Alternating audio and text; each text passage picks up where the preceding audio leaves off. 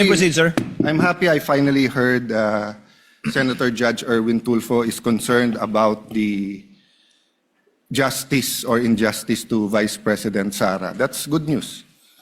Regarding the waste of time here, sabi ni Senator Joker Arroyo, it is useless to argue a legal point with a non-lawyer. When Senator Marcoleta brought that up here, nagkaroon ng commotion. Senator Miriam stood up here many times and said, kaya ka nga nagpo 4 years na law school at nagbabar. So let me give my own interpretation. The impeachment court is formed with lawyers and non-lawyers. And we interact, and it's for everyone, and we're equal. But if there's an engineer here or a doctor, and they talk about medical principles, I have to either study and argue on medical principles. Hindi ko pwedeng sabihin, hindi, ganito lang yan, logic lang yan, etc. Diba? So, ang legal principle natin today is simple, integrity ng court. So, allow me to mention that to the people and help educate my colleague here.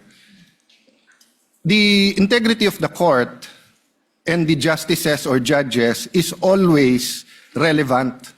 So if the Supreme Court or COMELEC, Court of Tax Appeals, Sandigan Bayan is being heard and the judges are being threatened, you give them time. So we cannot take the impeachment out of context. May nangyayaring flood control scandal, may nangyayaring gulo sa Team Unity na hindi na united ngayon. We consider Senator Marcoleta and Senator Jinggoy political prisoners, weaponized yung Blue Ribbon Committee at weaponized yung ano. So Mr. President, hindi tama na sabihin na I wasn't, after we brought up the problem with NBI, they doubled down, naggumawa pa ng task force. I mentioned 2 colleagues sa Salian, I didn't accuse them. Sabi ko lang, just like Vice President Sara, just because tumaas ang Salian, can we already ask for the BIR, for the AMLA and the bank accounts? So sabi ko, yan ang i-discuss namin sa Monday. Nag-react na, nag-accuse. I did not take up your accusations here today. Si Secretary Vince Dizon, 3 beses na nag-verify sa Taguig. Sinabi na 3 beses na walang ghost. Ngayon, i-verify ulit. I wasn't going to bring that up, but then i-question ninyo si Senator Padilla. It was all over the news na hindi niya inintindi or he snubbed the ombudsman. I was going to stand up before Senator Erwin stood up just to say, may registered mail.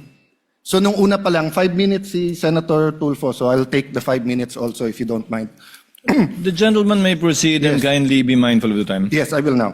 So I'm just saying, Senator Padilla just stood up to say, sumusunod siya sa batas, tapos. Kaya humaba to, dahil nga, hindi importante ata dito yung integrity ng judge. Lastly, kaya sinabi kong it's useless to argue a legal point.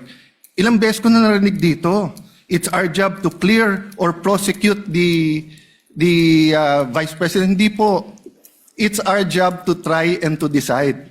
It's the prosecution's job to try to prosecute, and it's the defense job to convince us na wala. Our job is to try and to decide. And when you decide, you acquit or you convict. Why is that important? These are legal terms. Hindi pwedeng yung nanonood na law student ngayon sasabihin, trabaho pala ng judge to clear or to prosecute. Thank you, Mr. Presiding Officer, Mr. Senate President. Thank you, Senator.